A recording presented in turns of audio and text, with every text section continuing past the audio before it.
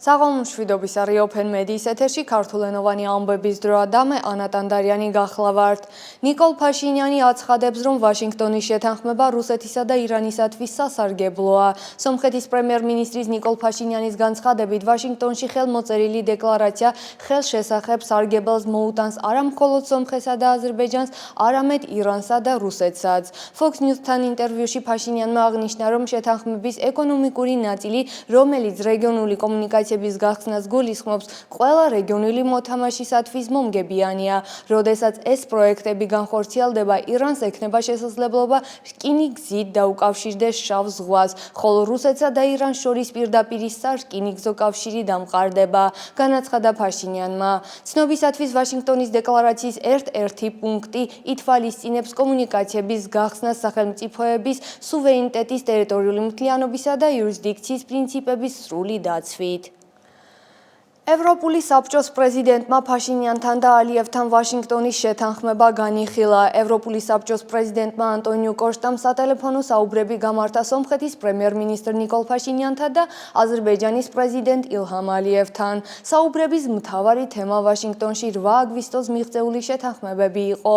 კოშტამ ხაზი გაუსვა ამ შეთანხმებების მნიშვნელობას რეგიონში ხანგრძლივი მშვიდობისა და სტაბილურობის უზრუნველსაყოფად და დაადასტურა ევროკავშირის მზადყოფნა ხელი შეუწყოს მის განხორციელებას. ილჰამ ალიევმა თავის მხრივ ხაზი გაუსვა აზერბაიჯანსა და ნახიჩევანს შორის დაუბრკოლებელი სატრანსპორტო კავშირის მნიშვნელობას.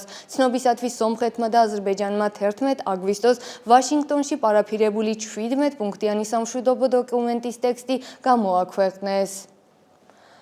ტრამპის გზა და საინვესტიციო გარემო სომხეთში, ხელისუფლების ოპტიმიზმი და ოპოზიციის კრიტიკა. სომხეთ-ამერიკის მემორანდუმი და სიუნიქის გავლით ტრამპის გზის პროექტი ქვეყანაში აქტიურ დისკუსიის საგანია.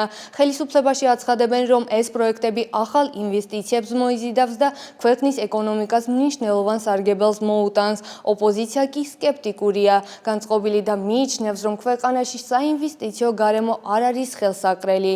ამ განსხვავებული პოზიციების შესახებ დეტალურად ჩვენი კოლეგა მონიკა ჰაიროიანი მოგვითხრობს.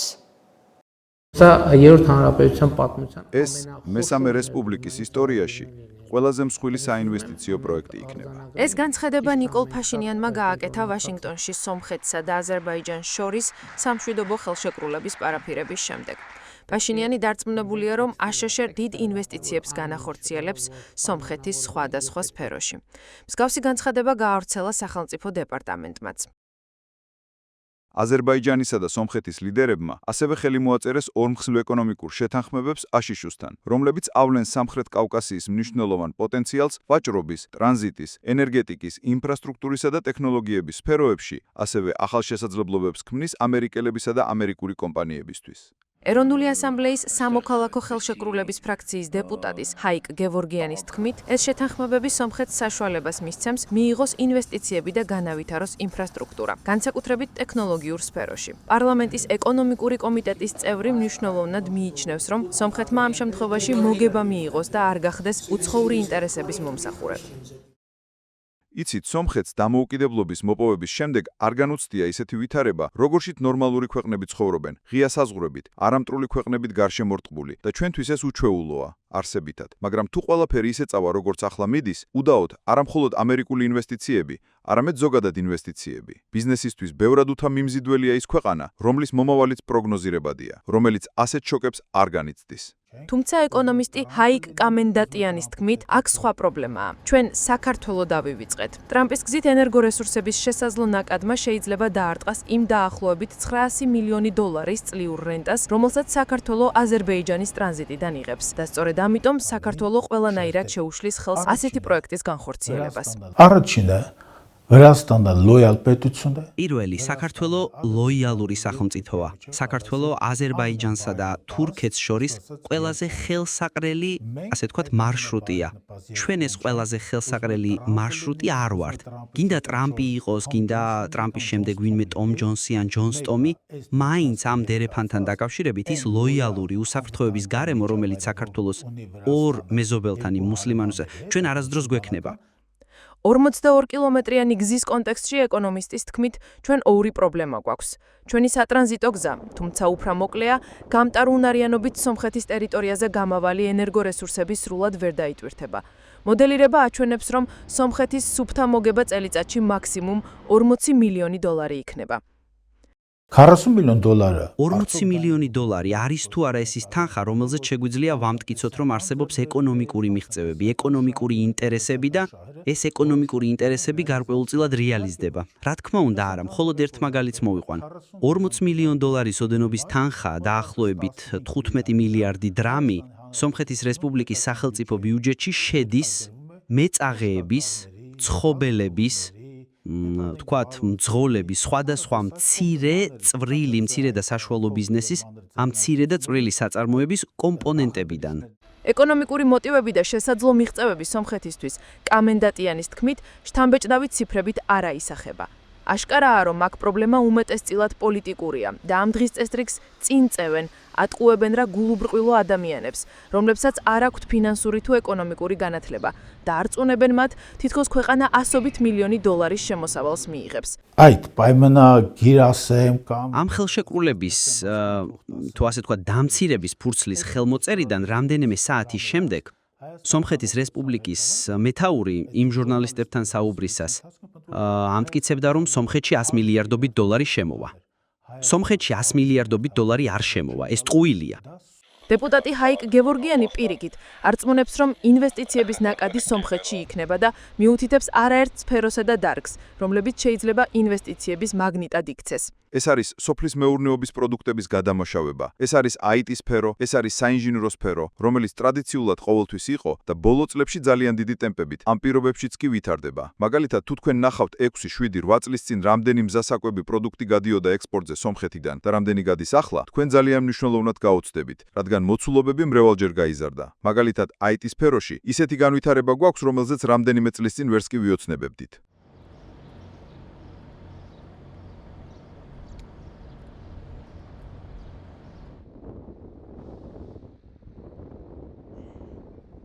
სომხეთის ეკონომიკური ვითარება მრავალშრიანია. ეკონომიკურმა ლიბერალიზაციამ და ახალმა საინვესტიციო შესაძლებლობებმა შეიძლება დადებითი გავლენა მოახდინოს მშპ-სა და ექსპორტზე. თუმცა ზოგიერთი ეკონომისტის აზრით, სტატისტიკური მონაცემების შეუსაბამობა ცხოვრების დონესთან და საინვესტიციო გარემოს არასტაბილურობა შემაშფოთებელია. სტაბილური და გრძელვადიანი ზრდისთვის აუცილებელია როგორც ხელსაყრელი საინვესტიციო გარემო, ისე სახელმწიფო მმართველობის გამჭვირვალეობა და სანდოობა. სომხეთის საგარეო საქმეთა მინისტრის მოადგილე თეირანში ვაშინგტონის შეთანხმების დეტალებს განიხილავს. სომხეთის საგარეო საქმეთა მინისტრის მოადგილე ვაჰან კონსტანიანი თეირანში ირანის მაღალჩინოსნებს შეხვდა. ვიზიტი ირანის პრეზიდენტის სომხეთში დაგეგმილ ვიზიტს უსწრებს წინ. სომხეთის საგარეო უწყების ინფორმაციით კონსტანიანმა მადლობა გადაუხადა ირანს ვაშინგტონში მიღწეული შეთანხმებების მხარდაჭერისათვის. მან ხაზი გაუსვა, რომ რეგიონული კომუნიკაციების გამბლოკვა სუვერენიტეტისა და ტერიტორიული მთლიანობის პრინციპების სრული დაცვით განხორციელდება და რაც ვაშინგტონის დეკლარაციაშია ასახული. მინისტრის მოადგილემ ასევე აღნიშნა, რომ ერევანი მნიშვნელობას ანიჭებს ირანის მტკიცე პოზიციას სომხეთის სუვერენიტეტს და საზღვრების ურღვეობის შესახებ და თავის მხრივ ითვალისწინებს თეირანის სასიცოცხლო ინტერესებს. ვიზიტის ფარგლებში ვაჰან კონსტანიანი შეხვდა ირანის საგარეო საქმეთა მინისტრს, უზენაესი ლიდერისა და პრეზიდენტის მრჩევლებს. ირანისა და რუსეთის წარმომადგენლებმა სამხრეთ კავკასიის საკითხები განიხილეს. ირანის საგარეო საქმეთა მინისტრი აბას არაღჩი რუსეთის საგარეო უწყების კავკასიის საკითხებში სპეციალურ წარმომადგენელს იგორ ხოვაევს შეხვდა. ირანის საგარეო საქმეთა მინისტრის განცხადებით, თეირანი სომხეთ-აზერბაიჯანის ურთიერთობების მშვიდობიანი გზით მოგვარების ერთგულია და მხარს უჭერს რეგიონში უსაფრთხოებისა და სტაბილურობის განმტკიცებას, მათ შორის 3+3 ფორმატის ფარგლებში. ვაშინგტონში სომხეთ-აზერბაიჯანის სამშვიდობო დოკუმენტის პარაფირების შემდეგ სომხეთის საზოგადოებრივ და პოლიტიკურ წრეებში კვლავ აქტიური განხილვის საგანია მოუტანს თუ არა ეს შეთანხმება ქვეყანას სარგებელს. იმ ფონზე, რომ შეთანხმებების დეტალები განსაკუთრებით კი რეგიონული კომუნიკაციების გახსნად დაკავშირებით ჯერ კიდევ უცნობია და საუბარია ძირითადად განზრახვებს ეხება, შეფასებებიც ურთიერთგამომრიცხავია. თემაზე დეტალურად ჩვენი კოლეგა ანი ჰოვანისიანი იურისტსა და მმართველი პარტიის სამოქალაქო ხელშეკრულების დეპუტატს ესაუბრა. ამერიკის შეერთებულ შტატებს ისტორიაში ბევრი სამშვიდობო ხელშეკრულების შუამავლობა გაუწევია, თუმცა გამოცდილება მაჩვენა, რომ კონფლიქტების მშვიდობიანი მოგვარების აშშ ძალისხმევა თითქმის ყოველთვის ამაო იყო. რუსეთ-იაპონიის ომიდან და პარიზის სამშვიდობო კონფერენციიდან დაწყებული დეიტონის შეთანხმებით ბოსნია-ჰერცეგოვინას, სერბეთსა და ხორვატიას შორის ომის შესაჩერებლად კემპ-დევიდის ცნობილი სამიტით, შემდეგ ისევ ისრაელ-პალესტინის მოლაპარაკებებით ოსლოს შეთანხმებით ისრაელსა და პალესტინას შორის. რა გარანტიები გვაქვს, რომ ჩვენს შემთხვევაშიც არ განმეორდება ისტორიის მწარე გამოცდილება? Գրեթե բոլոր պետությունները და თითქმის ყველა სახელმწიფო ასე თუ ისე საერთაშორისო სამართალს ან თავის პოლიტიკურ საერთაშორისო ვალდებულებებს არ ღვევს, არანაირი გარანტია არ არსებობს.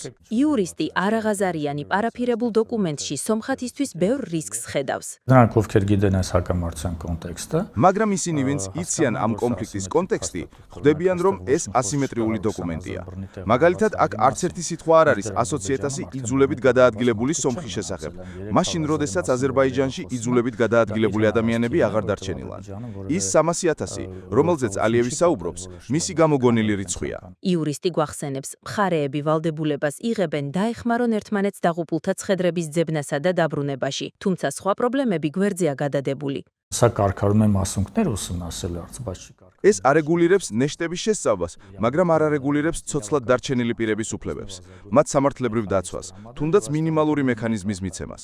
და აქ მხოლოდ ერთი ფრაზაა, რომ სახელმწიფოებს შორის ის პრობლემები, რომლებიც სახელმწიფოთა შორისი საჩივრებითაა წარმოდგენილი, საჩივრების უკან გაწვევის შემდეგ, აქ არის ფრაზა, რომ სხვაგვარად გადაწყდება, ეს უკვე უცნაურია. პარაფირებულს უფრო დეტალური დოკუმენტის ხელმოწერა უნდა მოჰყვეს. თეთრ სახლში ხელმოწერილი უკიდურესად декларაციული ხასიათისაა და აზერბაიჯანს მანევრირების საშუალებას აძლევს, ფიქრობს იურისტი. Դրանից ցույց է տալի փորձը, ზოგადად გამოცდილება აჩვენებს, რომ იქ, სადაც ამერიკა ერთადერთი შუამავალია, დიაკ სამართლებრივი დაცვის პროცესები, მექანიზმები ზოგადად ამ ხელშეკრულებაში არ არის, ან არის ექსკლუზიურად პოლიტიკური დაქვემდებარების შესახებ დებულება. სამოქალაქო ხელშეკრულების ფრაქციის დეპუტატი ჰასმიკ ხაკობიანი არიზიერებს იურისტის მოსაზრებას. პარაფირებული დოკუმენტი სარკისებური ხასიათისაა და კომუნიკაციების განბლოკვის შემდეგ სომხეთის ეკონომიკა აყვავდება. დივანაგიტაკან ეთიკან ենթադրում ძირითადი ყველა პუნქტის შესახებ ჩვენ პარაფირებამდე, თუნდაც იმის გამოცხადებამდე, რომ ტექსტი მზად არის, ვისაუბრეთ ამის შესახებ. ანუ არაფერი ფარული არ არის და ყველა შეუძლია დაადასტუროს. ვინც როგორც უნდა ისე ვერ განმარტავს, რადგან დაწერილი და რატიფიცირებულია. ეს ზეპირი საუბრები არ არის. დეპუტატის თქმით, ჰუმანიტარულ საკითხებს თავისი გადაწყვეტის დრო აქვს და ახლა ამის მომენტი არ არის.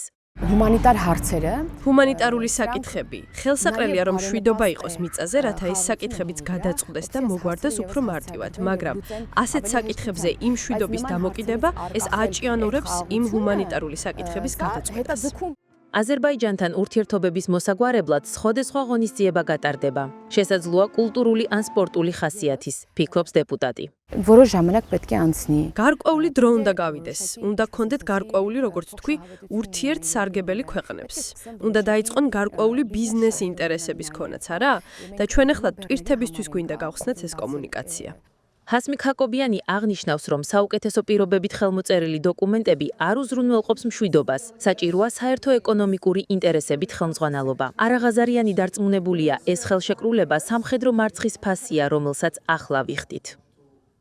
ომანმა სომხეთის მოქალაქეებისათვის უვიზო რეჟიმი დააწესა. 11 აგვისტოდან სომხეთის მოქალაქეებს ომანში გამგზავრება უვიზოდ შეეძლებათ. ამის შესახებ ინფორმაცია სომხეთის საგარეო საქმეთა სამინისტრომ გავრცელა. უწყების ცნობით, ომანის მთავრობის გადაწყვეტილება საპასუხო ნაბიჯია მას შემდეგ, რაც სომხეთმა ცალმხრივად გააუქმა სავიზო რეჟიმი ომანის მოქალაქეებისათვის. განცხადებაში აღნიშნულია, რომ ეს გადაწყვეტილება ხელს შეუწყობს ორ ქვეყანას შორის ტურისტული კავშირებისა და ადამიანური კონტაქტების გაღრმავებას. ეს იყო ყველაფერი, რისი გაზიარებაც გვინდოდა ამ დროისთვის. გამოიწერეთ ჩვენი გვერდები სოციალურ მედიაში ყველა პლატფორმაზე და არ დაგავიწყდეთ გამოწერა ჩვენი ქართულენოვანი YouTube არხისა. მადლობა ყურადღებისთვის და გემშვიდობებით.